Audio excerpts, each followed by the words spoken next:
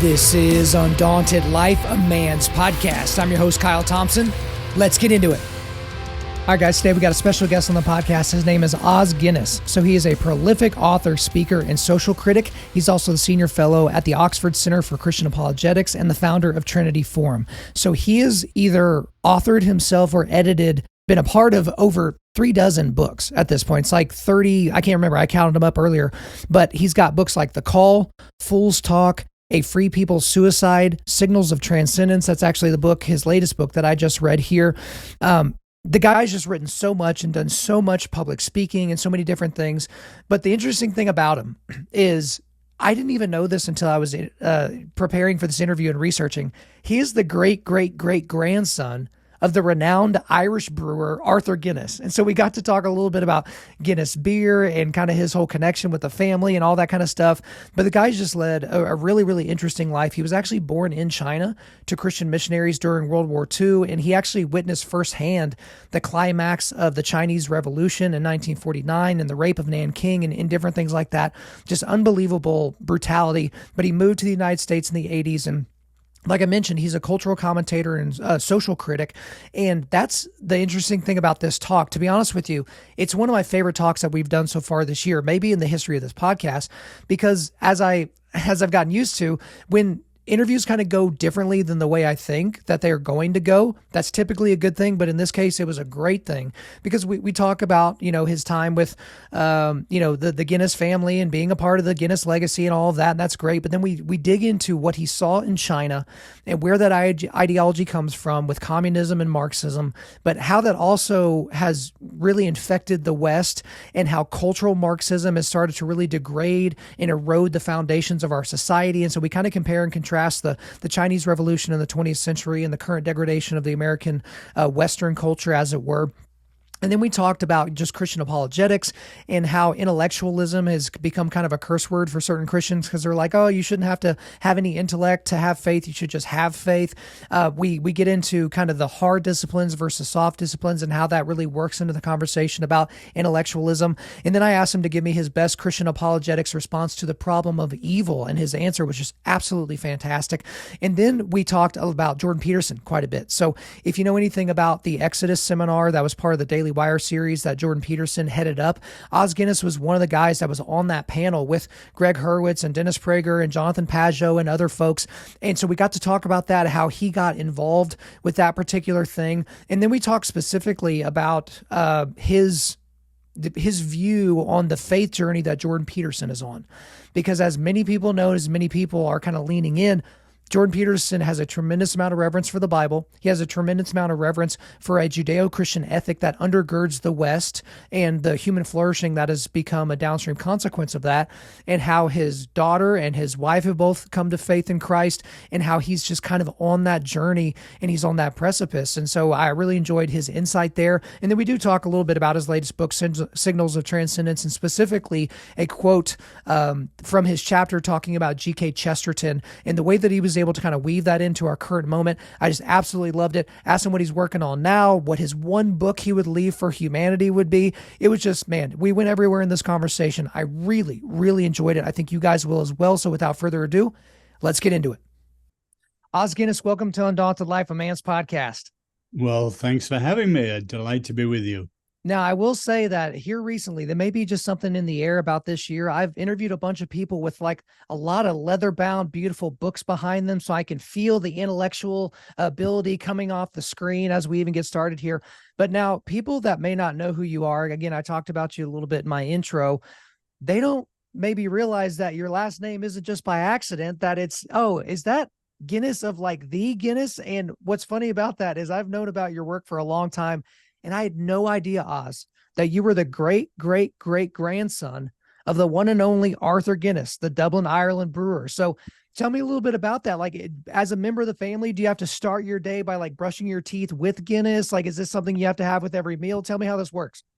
Not exactly, but I'm very proud and grateful to be an heir.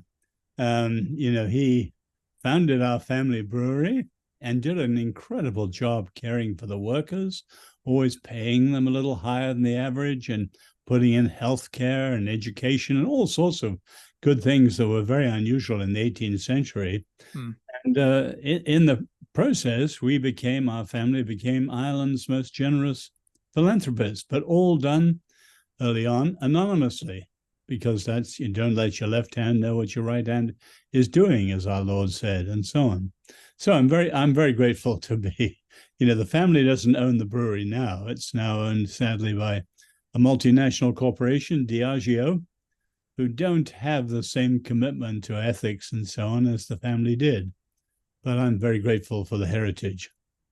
Arthur was a strong Christian, came to faith in the first Great Awakening in the 18th century through the preaching of John Wesley. Okay, I was not aware of that. What's interesting about that is I'm piecing together as you were talking. So the first time and only time I visited Ireland, I arrived in Dublin on St. Patrick's Day, 2003, and which was like insane. And that was like my first trip on a plane. Was I basically flew to Chicago and then flew to Ireland and got there at 7 a.m. And so I went to the brewery, and in the floor, obviously where you're getting the tour, like, behind a whole bunch of glass is the lease that Arthur Guinness signed in 1759. Now, for those of you that aren't aware of this, there was a 1,000 or a 100 pound, I believe, down payment on the lease. And then they were going to be charged another 45 pounds annually for 9,000 years. He literally signed a 9,000 year lease on a piece of property in Dublin that now, I mean, it's almost incalculable the amount of money it would cost to have that much property in Dublin now. I mean, is that something that the family talks about quite a bit? Because that's one of the most shrewd business moves I've ever heard of in my entire life. Well, it's one of the most famous business deals in history.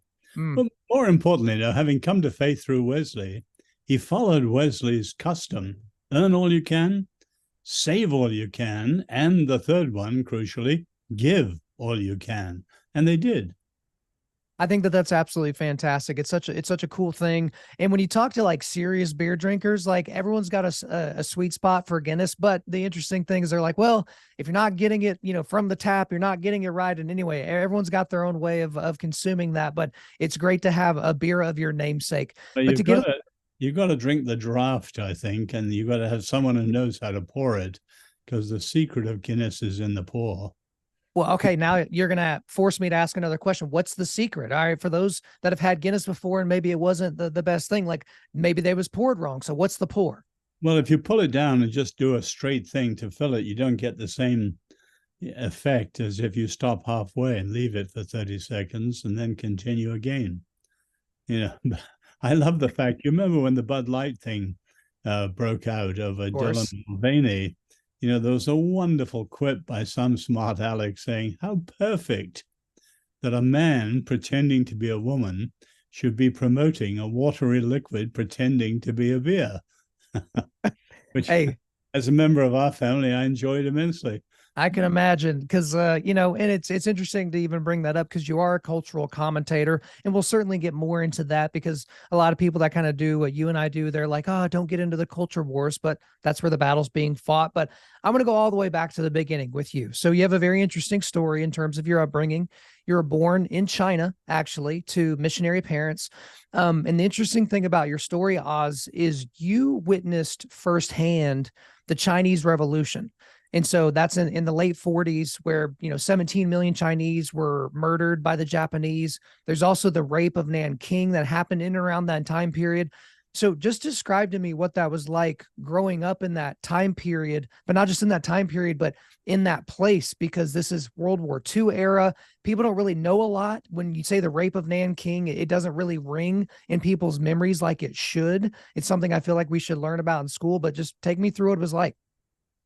Well, I got to say that some of the things I say, I heard from others because I was too young. Mm. So in the Japanese invasion, and the U.S. entered the war in 1941 with the attack on Pearl Harbor, but Europe entered in 1939 and China in 1937. The Japanese, as you said, they killed 17 million in the invasion. And the Rape of Nanking, not the biggest, only 300,000 were massacred, but it was the most brutal massacre of the 20th century. And even the Nazis present were staggered by the brutality. Then I was born in 41, and we lived in an area, my family, including my two brothers, where there was a horrendous famine, and we were surrounded by the Japanese army, the Communist army, and on the third side, the Nationalist army. And there was a terrible famine in which 5 million died in 3 months, sadly, including my brothers. But we moved to the capital city, Nanking. And so I do remember that part. I was a 7-year-old at the beginning of the Chinese Revolution. And I well remember the day my dad said to me, "Son, we're in trouble. Chiang Kai-shek has just abandoned the city, and we're at the mercy of the Red Army." And 3 months later, in they came. And there were trials in the morning, executions in the afternoon. You'd meet friends in the street.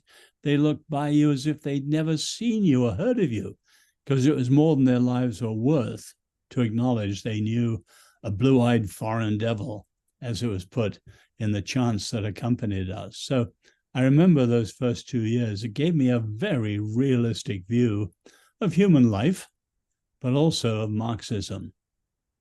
Okay, so I guess take me through the practical side of how is it that you all survived that time period? Because it would seem like to me as an observer that being outsiders, that you would have been targeted, no? Well, in the 1930s, when the communists started, they captured missionaries and Westerners and executed them on the spot. But by the late 40s, early 50s, we were under house arrest, and I was with my parents 2 years under house arrest in the Reign of Terror. But looking back, and then I was allowed to go. My parents were allowed to entrust me to friends of theirs, and I went back to England and school.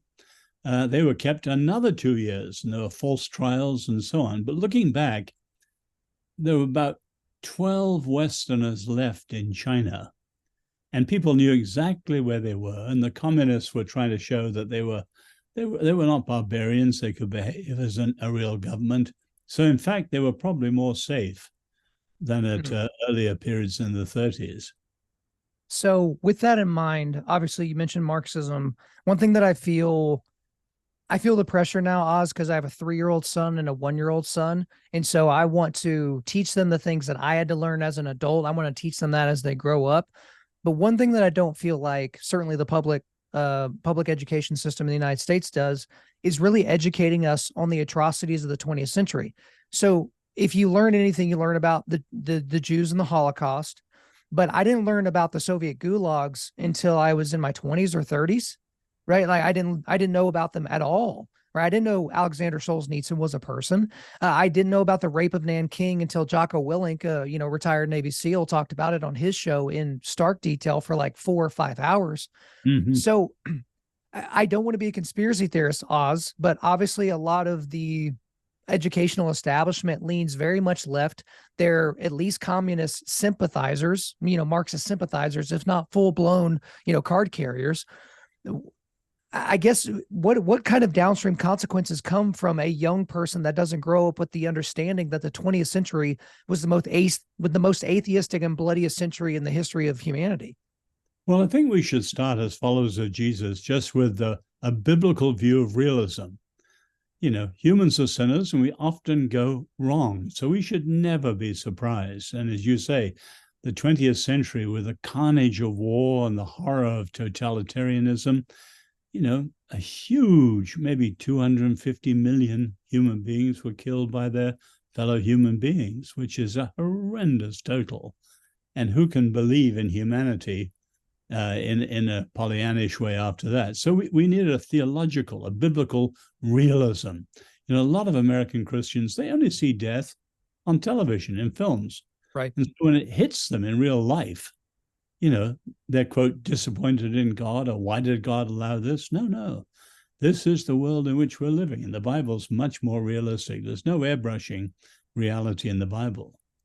But certainly we need to, I say very simply about, the French Revolution, which started so much of this, only lasted 10 years in France. Then came Napoleon, dictator.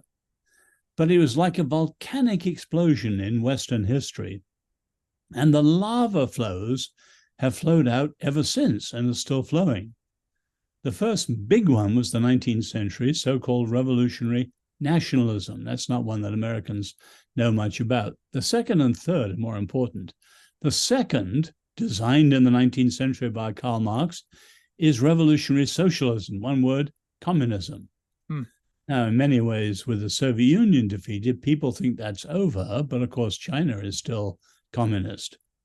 But what we're facing in the West today is not classical Marxism, it's cultural Marxism.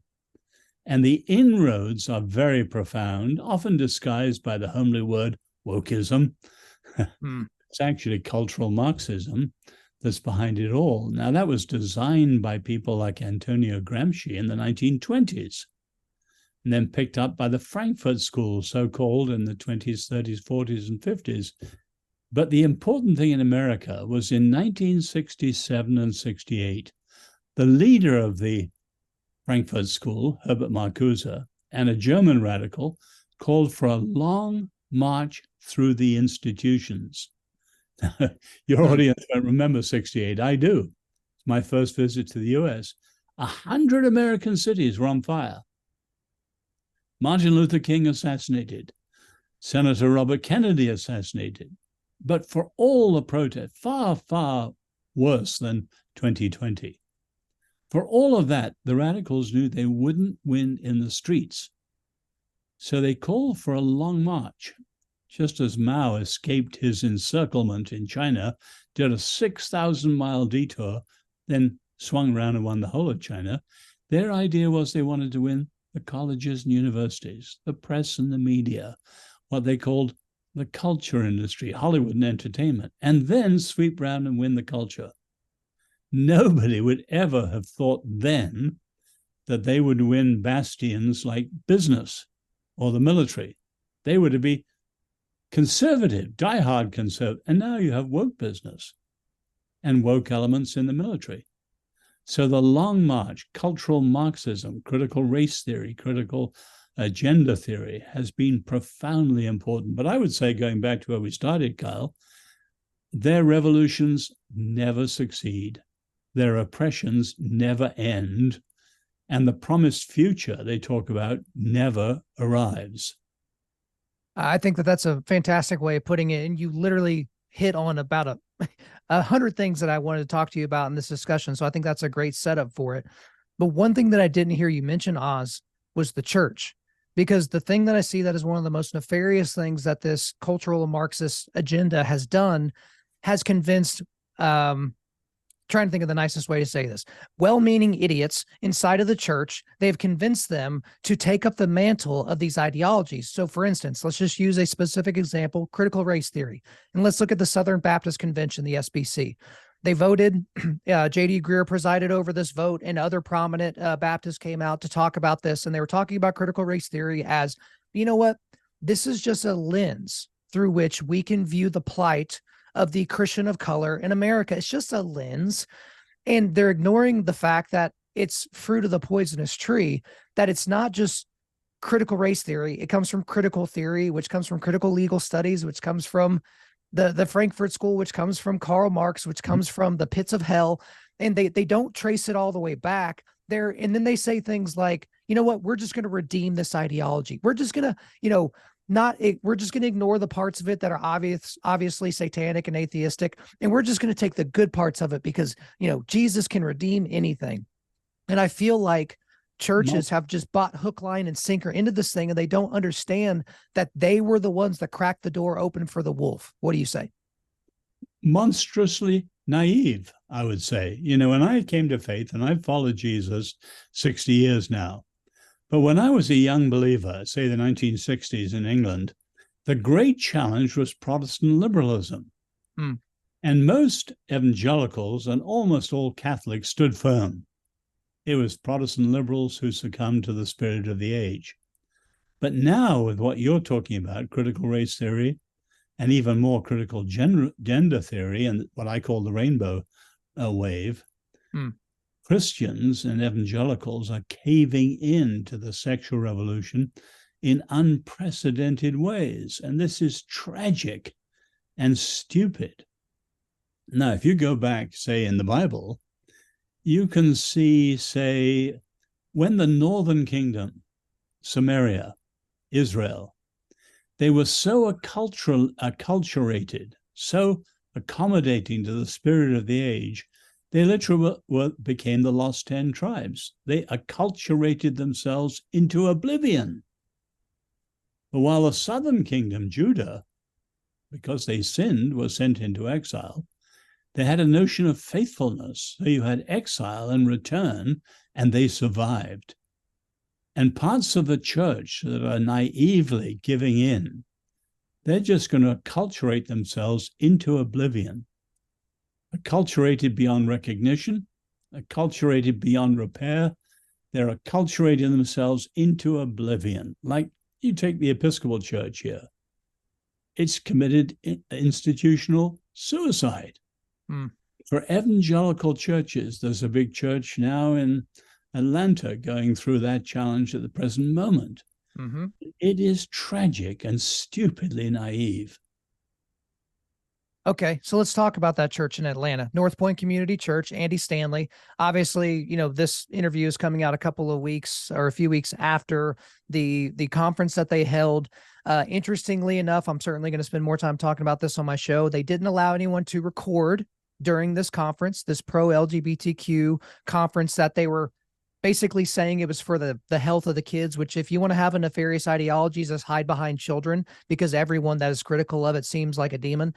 But they wouldn't let him record. They had 2 openly homosexual, married so-called speakers. They had one guy who was fired by his elders at his church for allowing his son, who was openly attracted to children, to serve in the kids ministry, and a bunch of people that are basically LGBTQ affirming. And then you have a guy like Andy Stanley, unbelievably smug, unbelievably self-assured, going and doing this conference, being the headliner, allowing them to come and do this.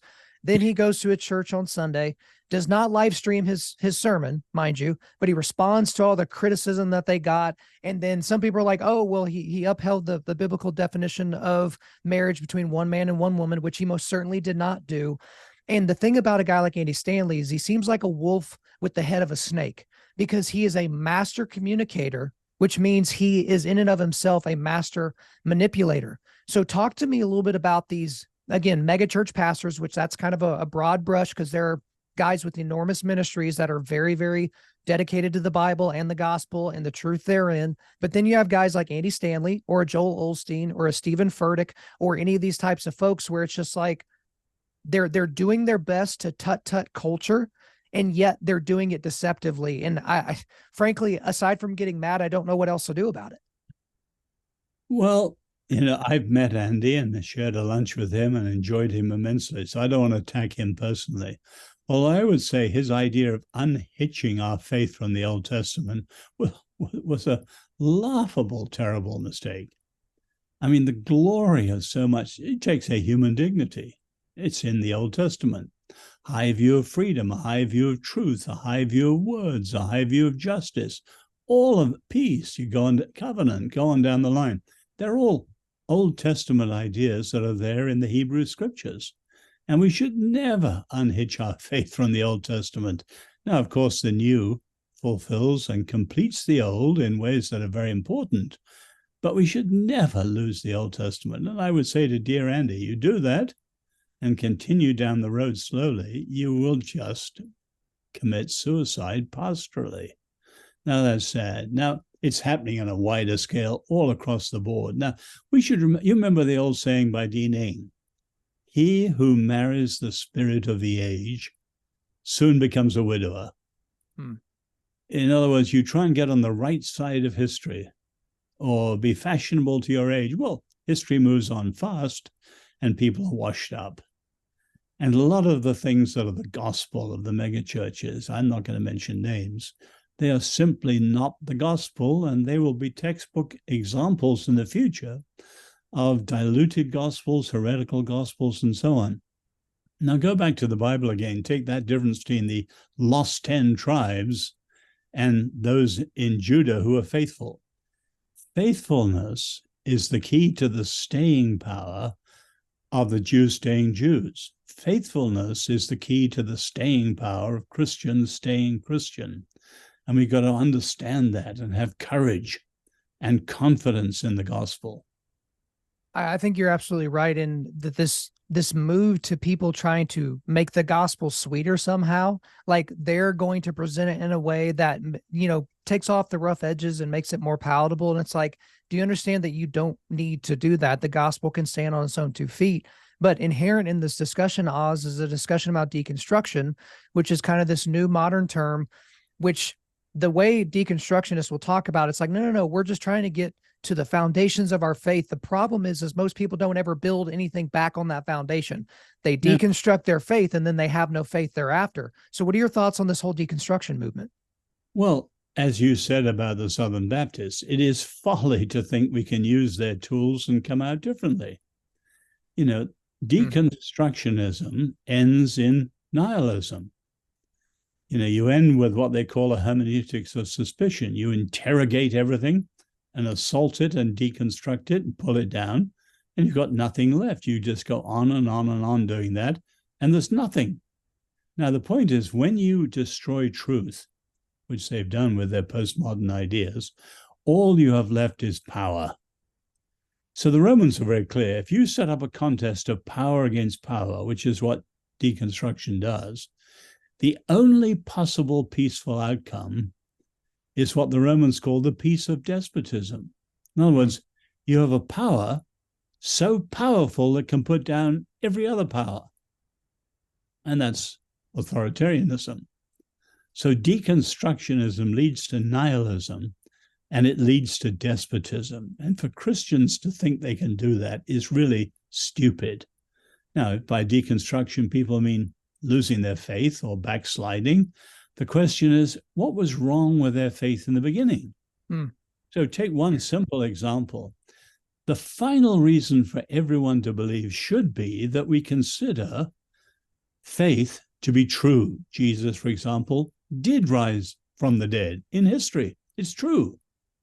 But without truth, you'll always be vulnerable to doubt and to assaults and to deconstruction. But many of the so-called religious nuns, N-O-N-E-S, never had a concept of truth. No wonder they doubted and fell away from the faith and were vulnerable to our deconstructionist people and so on. In other words, a great deficiency in the faith.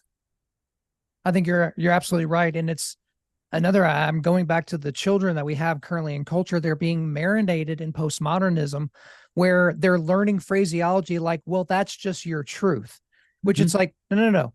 Like, my experience of something is my experience, but I don't get to change truth. This either is a microphone or it's not. This either is a pen or it's not. It either writes with blue ink or it doesn't. It's not my perception of it that changes it. And so Eric Metaxas wrote a fantastic book last year called The Letter to the American Church. And it was kind of a derivative of his work in the Bonhoeffer autobiography, or biography rather. And I thought he did a great job of kind of encapsulating the message and the warning to the American church to not go down the supposedly primrose path towards destruction. So if you were to give a letter to the American church and do it right now in this interview, what would you say if you could speak to the entirety of American Christendom and give them a warning about what's to come if they keep going this direction? Well, I tried to write that over 30 years in various books.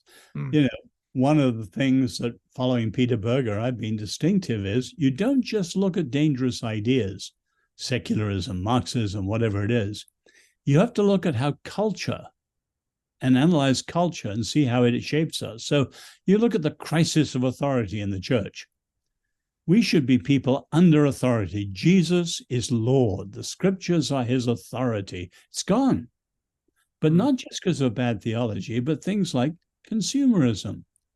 In the American world of consumer, everything's a matter of your choice. Pick and choose. The church of your choice, the theology of your choice, etc., etc., etc. And you can see that our consumerist world has undermined authority just as powerfully as, say, open attacks through philosophy on theology. So I've tried to get people aware of the dangerous ideas, but also of the way culture shapes us. So we've become, the American church is weak because it's worldly. Okay. I have so many other questions, but I'm also looking at the clock here. So I'm just gonna throw away everything that I was gonna ask and just keep flowing on this. Um, the church has become worldly. The church has become downstream of culture. And the problem is when the church tries to be like culture, then they cannot be seen as different. So you walk into a normal mega church, they have secular music playing in the lobby. You know, the first song the band sings is a secular song, and then they kind of work into their kind of boyfriend Jesus music, like God's for you. And so he's going to give you everything that you could ever want and need in life and all that kind of music. And there's no depth to anything. And the issue with kind of that seeker sensitive movement is at best you're going to get an inch deep and a mile wide theology with a lot of the people in your crowd. A lot of people will also potentially leave thinking I'm saved because I raised my hand at the end of the TED Talk concert, and they didn't actually have any heart change. There wasn't a call to repentance or anything. So I guess, do you have concerns over this kind of seeker sensitive model? Because if you want to pick one and say this is the one that's being very cultural, it's that seeker sensitive model. Absolutely. But there's only one, Kyle. And I wrote a book 30 years ago called Dining with the Devil. The megachurch movement flirts with modernity. That very idea. So the Apostle Paul says, I'm all things to all, Jew to the Jews, Gentile to the Gentiles, in order to win them to Christ. And what the seeker-sensitive movement does, which Friedrich Schleiermacher, the Protestant liberal, did in the 18th century, they do the first part, but not the second. So Schleiermacher says we must reach the culture despisers of the gospel. He reached them and became one of them. And the seeker-sensitive movement reaches them and then joins them. Whereas we've got to reach them in order to win them to Jesus. And that's very, very important. You take even something like literacy. You know, when people didn't read, yes, we've got to put the gospel in cartoons and pictures and all sorts of ways in order to introduce them to a biblical understanding so they can read books like Romans, which are tough argument and so on. So the first half of the thing is right. We reach people where they are in order to bring them back to our Lord. So I guess, Oz, the other question that I have is, there are people out there, and I've said this before, in order for things like cultural Marxism to be successful, you need two types of people. You need conscious, nefarious actors, and you need useful idiots. So the conscious, nefarious actors, they know that they're wolves. They are trying to be deceptive, and they are trying to gain sex, power, money, something. And then you have the useful idiots, the people that just go along to get along. I want to be known for what I'm for, not what I'm against. And well, my pastor seems real smart and he went to Bible college and I didn't. And I'm just trying to, keep four wheels on the ground with my family. So I'm just going to listen to whatever this guy says. But talk to me a little bit about how we, as people that are speaking into this cultural degradation, can warn these people that, again, I've unfairly and maybe rudely put into the useful idiots category, to be like, no, wake up. Like, you can't just go along to get along on something that's this important. Because I feel like we live in this culture that everything is so sanitized, so bubble wrapped, and so convenient that the thought of even being slightly disputatious towards our pastor and questioning the direction that they're taking the church just would send people into apoplexy. So give me a little bit more thoughts in terms of how the sheep can be more effective and how they could potentially push back. Well, first, I'm with you, and I use the word useful idiots too, but I don't specify it by name. But warn people, that, of course, is the Marxist idea, to be able to exploit and use, and the useful idiots end up as roadkill. And the juggernaut moves on, and they're just naive. Now, I would say we have to again go back to the Bible. Why are the Jews such great people in terms of argument and law and passion for justice? Because they teach their kids to raise questions from the very beginning. And we should do that today. Unafraid, we believe in truth. We should raise our kids to ask questions and to challenge people, so that even the Lord allows Abraham to challenge him. Shall not the judge of the earth do, etc., and so on. So we need to create a culture of free inquiry, passionate pursuit of truth, and a freedom to challenge people with questions. Paul tackling Peter face to face, and so on. So this is incredibly important today, and we must not be useful idiots. So one reason, another thing, well, I mentioned raising questions, another is history. If we don't have history, we don't know where these things are coming from. So, I live in Virginia. Our good friend, Glenn Youngkin, is now the governor. Right. Thanks to the explosion of critical race theory in the Loudoun County schools. Now, many Christians had never heard of it till it blew up a couple of years ago. But if you read Cultural Marxism, for example, Wilhelm Reich, who gave us the term the sexual revolution in the 1920s, he's quite open.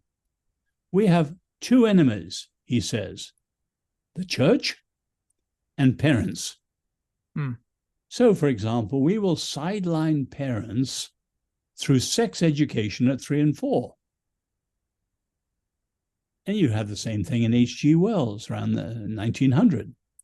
Christians should have been aware of these things. So the sexual revolution, many Christians think it goes back to Hugh Hefner and Playboy in the 1960s and the pill. No, it goes back to the same place in Paris that the ideas for the French Revolution came from, the Palais Royal. And the early architects of sexual revolution, including the Marquis de Sade, were virulently anti-Christian. So to be overtaken by the sexual revolution today, as many Christians are, is immensely naive, and they become your candidates to be useful idiots, as the Marxist term is. Well, and to kind of keep that thread going, for you to become a useful idiot adult, it's probably because you had useful idiot parents. And I know I'm kind of painting with the broadest brush possible here, but let's talk a little bit about parenting, because I've gone on record saying before that now in our current culture and the current state of what we know to be true about many of the public school systems in this country and the teachers unions is that the only two options for education for a child now are vetted private Christian school, emphasis on vetted, because just because they have a cross in the lobby doesn't mean they're a Christian school, and homeschool. And that those are really the only two options, because you really can't put the toothpaste back in the tube. I live in Oklahoma. Every single county in Oklahoma votes red and has done so for the last, handful of presidential elections. We're about as red as it gets. It's us and Mississippi. We're in a running gun battle for the most conservative state, right? Well, there is a middle school that's 5 minutes away from my house where a parent said that their child came home and said, "Dad, what's non-binary?" And Dad's like, "Wait, what?" Because what happened is this is an English class. They had a substitute teacher. This person went up to the board, wrote their pronouns on the board, and introduced themselves as non-binary to the class and said, "What questions do you have?" As opposed to, "What page did you get to in To Kill a Mockingbird yesterday? Okay, let's go to the next page and start from there." And so do you agree with my assessment that the only two ways to effectively educate your children now are vetted private Christian school or homeschool? Or I guess what overall would be your message to parents about, hey, this is how you should educate your children so that they don't end up in that useful idiot category? Well, I sympathize with what you're saying. I put it a bit broader. But the principle you're saying is right. And I love, the rabbis put it this way. What did Moses talk about the night of the Passover? They're going free after 400 odd years. They're going to the promised land. He never mentions freedom. He never mentions the land of milk and honey. 3 times Moses talks about children, because the story we tell to our children is the secret of continuity and transmission. And that's true for America as a republic. It's true for the church as a church. So you're absolutely right. Transmission depends on faithfulness. But here I'd make one slight, my son, for instance, I'm very proud of him, adore him to death. He is a contrarian. If he went to good early Christian schools, yes. At a certain age, though, if he'd gone to a very Christian establishment, he might have been a contrarian there and turned out an atheist. He went to a secular public university, the top one in the country, and as a contrarian, his faith was deepened and challenged, and he came out stronger than ever.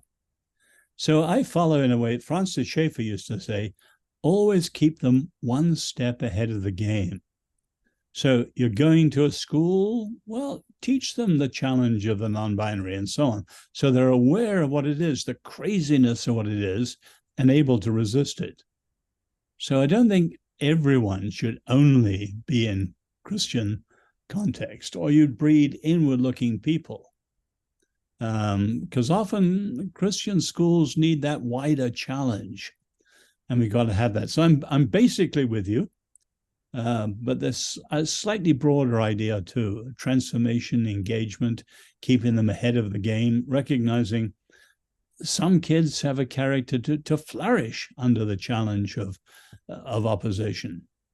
Okay, and so with that, there's almost a draw towards Christian apologetics, which is something that you've done and that you've been a part of. And that's one thing that I'm excited about for my son at his school, that from pre-K through 12th grade, Christian apologetics is one of those moments, because as my buddy Jay Warner Wallace pointed out recently in an interview I did with him, it's like some people think like, oh, we need an apologist, so let's go hire one, as opposed to I need to be the apologist. I need to be able to give an apologia for what I believe and for why I have this faith. But I will say, I've noticed this trend with some, pockets of Christianity that think that intellectualism and argumentation and philosophy is bad because it's anti-faith. It's like, no. I don't need Titus Kennedy to talk to me about, archaeology. I don't need, Frank Turk to talk to me about the Kalam cosmological argument. I don't need any of that. I don't need Oz Guinness talking to me about signals of transcendence. I don't need any of that. I just need to have faith. But for some people, for like maybe a C.S. Lewis that you mentioned in that book that I just mentioned, that wouldn't have been sufficient. That wouldn't have been meaty or weighty enough for them to reckon with. So what are your thoughts around this idea that somehow intellectualism and the pursuits of that is bad for your overall Christian apologetic? Well, again, Kyle, constantly with these people, make it biblical and make it simple. In the Old Testament, they're called to love the Lord with all their heart, soul, and strength. And our Lord, intriguingly, adds one thing: mind. Did he know that evangelicals were going to be anti-intellectual and they'd need mind added? I don't know. But clearly, we've got to love the Lord with every part of ourselves, including minds. And so 1 Peter 3 and so on gives us that challenge. We need to know the reason for the hope that's within us. So these people pretend to be simple and super biblical. They're actually anti-biblical. Now, not everyone's an artist. Not everyone's a great thinker. Not everyone's a great doer. We're all different. Some are good with their hands. Some are good leaders. Some are good thinkers. Some are good this, that, and the other. But we've got to see that all that we are, including our minds, is devoted all out to the Lord. I have on my wall about 30 autographs. One of my favorites is Rodin, not a Christian, the great sculptor, but his famous sculptor of the Thinker, Concert. In his commentary, Rodin says, you've got to look at carefully. His toes are gripping the rock. He is thinking with everything. It's not just his head. I don't like the word intellectual, as if thinking's purely in your mind. No, it's a whole person passionately committed, in our case, to Christ, and committed to thinking in that way. And clearly, that runs through the whole scripture.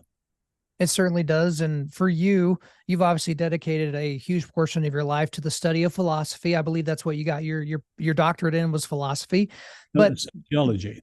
Okay, gotcha. So, but philosophy still has been a large part of what you do, and you're a cultural philosopher, if I could, give you that title.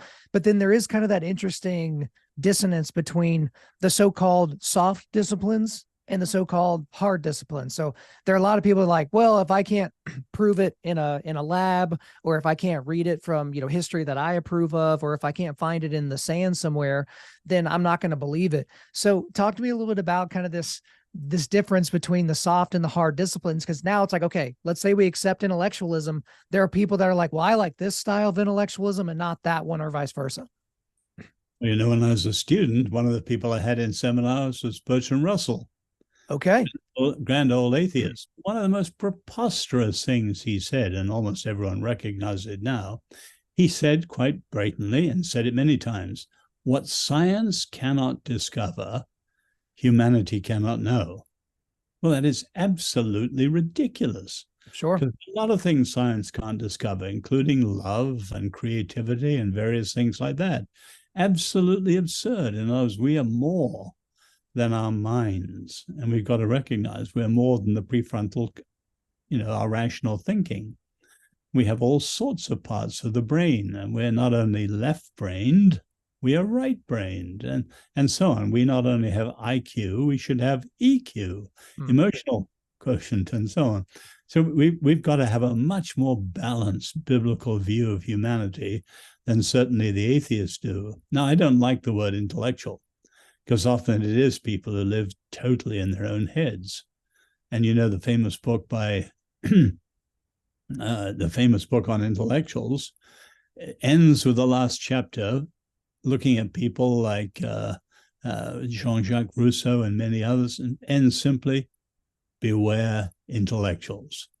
In other words, they lived in their heads, and there was so much hypocrisy, and the way they really acted in life was quite differently from their ideals. So I'm not a fan of being an intellectual. I'm a thinker, and glad to be. But I never refer to people as, in the first Lausanne Congress in 1974, I was given the topic, evangelism among intellectuals. And I said I'd be privileged to have a go at the topic, but it's got to be evangelism among thinking people. And I think that what most people get into is they try to look at what they perceive of their own characteristics and say, well, I wasn't a good student, so I can't be an intellectual. And I think people get into the same way with Bible study, right? Because we don't think we can just read the Bible. We have to study it. And if you don't have time to study it, you might as well not even read it. And so it becomes this cycle that I frankly had been in for several years of my life, to where it's like, I'm so busy, I don't have time to study this, so I'm not even going to read it. And so it leads people to not even dig into the scriptures, because they think that they don't have the intellect to be able to reckon with what the words say. But then whenever you read through the Bible, I'm in the middle of Matthew right now, and this is where Jesus is doing a lot of parables. And it's like the reality of these parables is they're not meant to be understood by everybody. Because the parables, when understood properly, people that are of faith, that do have their faith in Christ, it'll deepen their understanding and relationship with Christ. But those that do not have a relationship with Jesus, it'll still be dimly seen for them. They won't be able to really view it in the proper context. Before I get off of kind of the Christian apologetics thing, because I have several other things I wanted to cover with you, I want to give you the number one question that is probably the number one question that Christian apologists have to deal with, which is the problem of evil. And so when someone says, look, I'm an atheist or I'm an agnostic because I can't reckon with the fact that there is a loving God, an all-powerful God that allows bad things to happen to good people, that allows children to be raped and murdered, that allows the Holocaust to happen, this, that, and whatever. And so how would you respond in your experience to someone that says, hey, the problem of evil is just too much for me to get over? Well, Kyle, you can't answer that in seconds. And I always do it specific to the person who's raising it, because there's usually cancer in their family or something, reason behind it. You've got to address that. Otherwise, this is abstract and too theoretical. But for me, the heart of a Christian response, and I would start first by looking at the alternatives and how they're unworkable and hopeless. But the heart of a Christian response, I think, has a threefold chord. First, it should have been otherwise. Our Lord at the tomb of Lazarus, he wept, yes, but 3 times he was furious. Death, premature, was all wrong. It's not supposed to be this way. That's incredibly important. When we meet evil, it should have been otherwise. But secondly, no other God has wounds. As we see in the suffering servant in Isaiah, the hideous disfigurement of the servant suffering on behalf of those he comes to rescue. Of course, that's our Lord. Dostoevsky famously came to faith after gazing at the picture of Hans Holbein's The Descent of Jesus from the Cross, which was his family taking down the dead body of Jesus, scarred and battered and so on. He looked at it and he said at the end of it, I do not know the answer to the problem of evil and suffering, but I do know love. And the third thing, each of these, of course, you have to expand much more fully than I'm doing. Yeah. The third part, and I got this from my philosophy tutor at Oxford, the resistance leader knows what he's doing. Basil Mitchell, a great philosopher, pointed out that in the World War II, if you were a resistance fighter, the worst of all things was the fear of betrayal. You signed on, you didn't know exactly who was giving you orders. And so he put it like this. Imagine, Kyle, I meet you in a bar in France. Kyle, I hear you want to sign on to the resistance. Let's talk for an hour tonight. Ask me any question you like. Sign on the end if you will. After tonight, we'll never talk face to face. Too dangerous.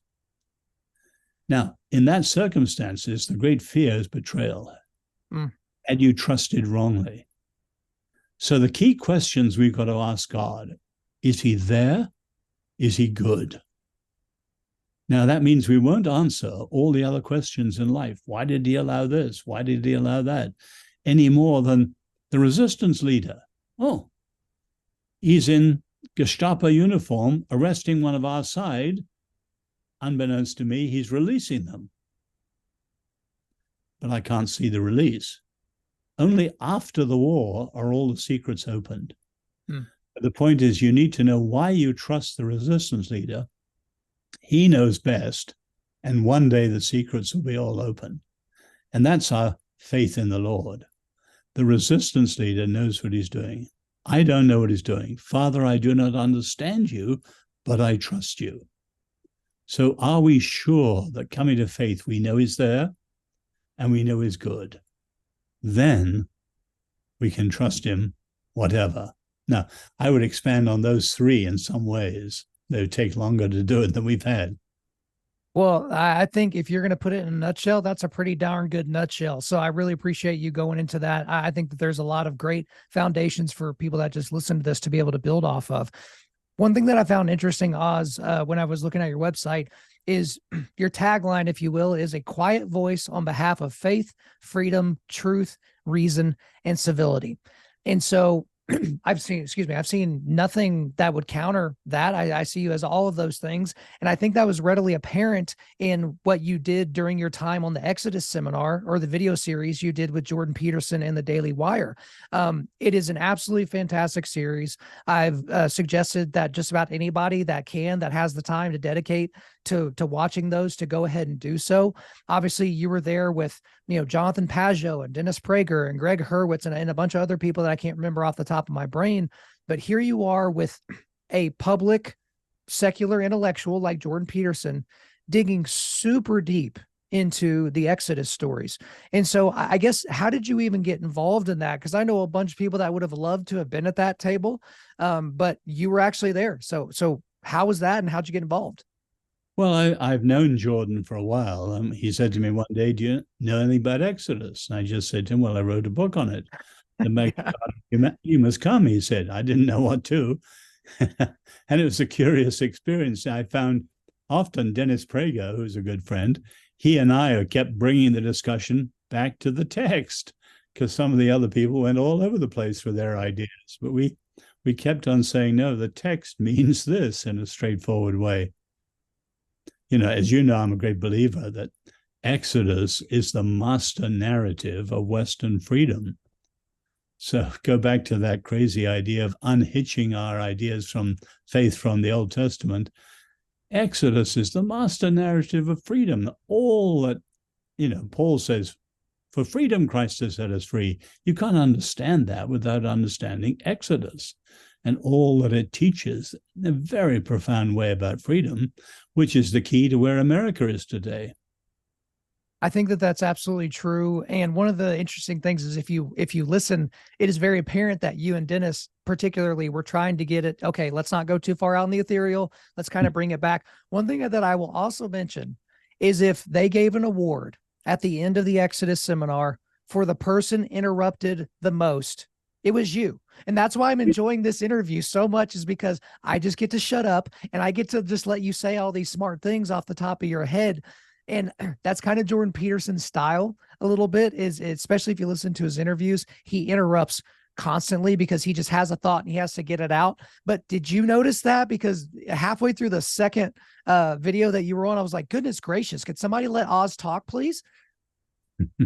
No, no, I mean, it was always a question of when to chip in and when not to chip in, because, it's tiresome if you say too much, but it's equally crazy if you let things roll in directions that are a long way off the mark. I wasn't aware that I was interrupting or not. Okay, well, maybe that's just my perception, but I was ready to fight for you, Oz. I was going to be like, all right, everybody, we're going to mute your mics for 2 minutes so Oz can get his point out. And before we leave the Exodus seminar, obviously in the Christian world, there's a lot of people, pastors included, that are just completely enamored with Jordan Peterson. I find his work to be deeply, deeply satisfying and enthralling. And 12 Rules for Life is just one of those books that will just stand the test of time, in my opinion. I actually got to spend a little bit of time with him earlier this year whenever he came through my state to do a talk in Tulsa and, got connected with him. I brought him a verse by verse reference Bible with his name on it because, he'll make those comments about the Bible being the most hyperlinked book in all of history. And as I've heard people point out before, you can't spend that much time in the Bible without letting it shape you. It's a very, very interesting thing, but for all intents and purposes, Jordan Peterson has not stuck his flag in the ground and said, yes, I believe in God. And yes, I put in my faith in Christ and I've repented of my sins. And I know Christians kind of, they want a cool guy on their team. Everybody wants, Joe Rogan to become a Christian and Kanye West to become a Republican. And they want all this stuff so they can have cool guys on their team. But Jordan Peterson is that big one that people are just so hopeful that he comes to full-throated faith in Christ and preaches that to the world. What is your read on being his friend and spending so much time with him in terms of where he's at in his faith journey? Well, there's a danger in the way people are putting that to you, because that means that their faith is not in Jesus and the truth of faith. Their faith would be more true if Jordan were to affirm it. Now, right. Jordan's a good friend of mine. He's a dear guy. He's intensely honest, and he is on a journey. His wife has come to faith. His daughter has come to faith, and I hope he will too. But I would pray for him, push him along, help him, encourage him. But he's on a journey. So he would be like the Saul become Paul, if he did come to faith. But our faith would be no more true if Jordan affirmed it, and no less true if he didn't.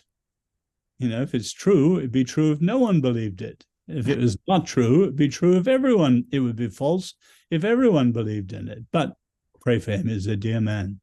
And there's a wonderful conference coming up called the Alliance for Responsible Citizenship. He's going to lead that along with Baroness Stroud in London. And we hope it'll be a good counter to Davos and the whole WEA approach. What's interesting about that is the speech that he did in Tulsa.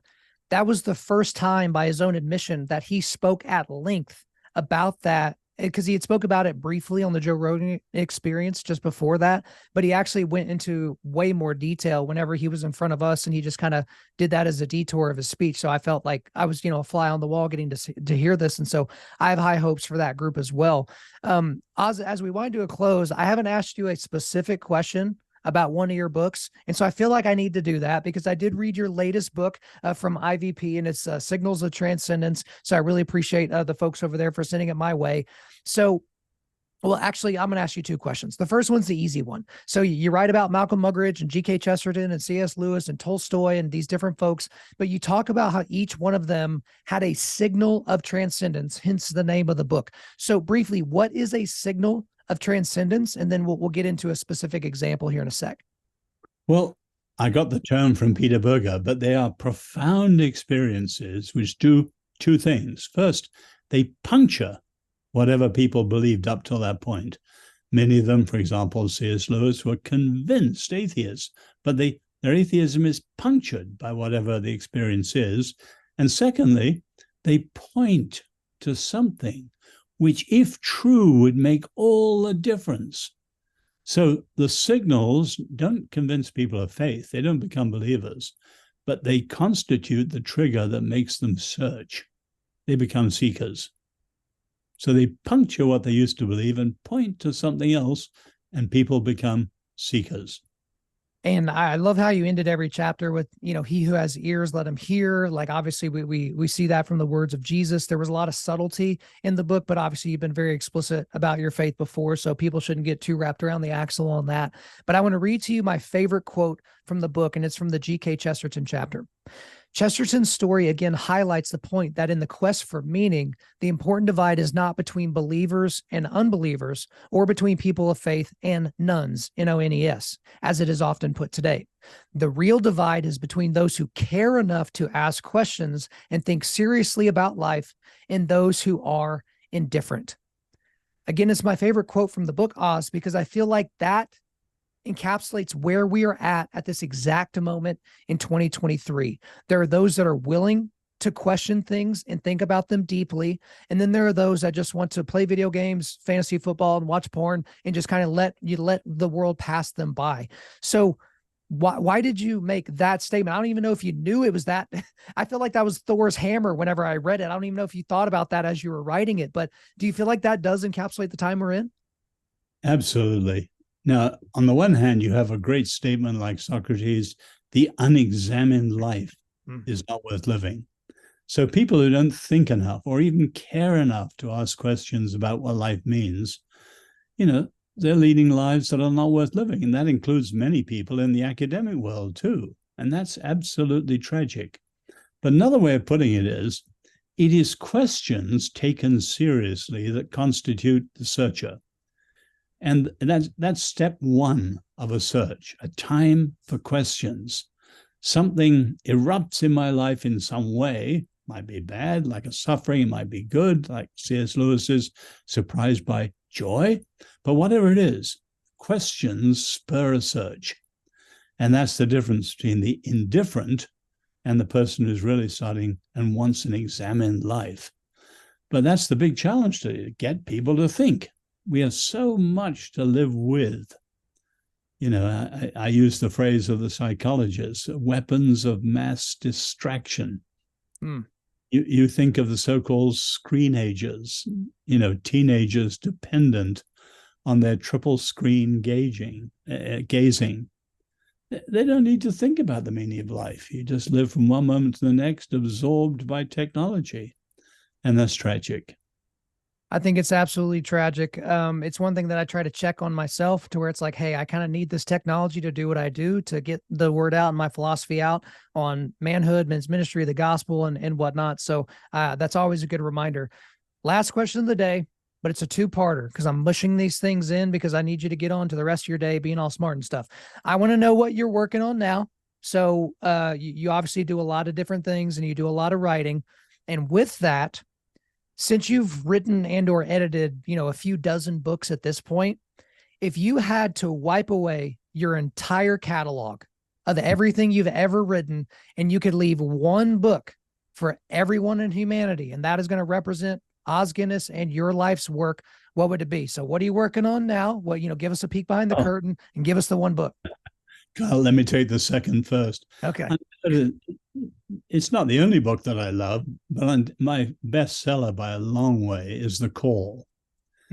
And I think it's a book that touches the heart of faith, because from Abraham through the Old Testament to our Lord, follow me, down through the way calling has shaped history, Reformation, and so on, there's nothing like calling for getting to the depth of faith, and importantly, the depth of purpose and meaning in life. So that's by far my bestseller. And in that sense, I understand why. Now, I've got other books that I love equally as much, but that would be the one.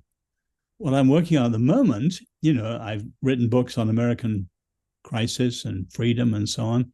I'm working on a book on the crisis of the West. We are at what's called a civilizational moment. If you think, all the great civilizations of history are either in history books or in ruins or in museums. Why? Whatever the inspiration by which they rose, a moment came when they lost touch with the inspiration. And when that happens, a civilizational moment, there are only three broad options. You renew the inspiration, you replace it with something equally adequate, or you decline. Now, the inspiration of the Western civilizations, undoubtedly, the Christian faith, rooted in Judaism, the Bible. The intelligentsia of the West has rejected that almost universally today.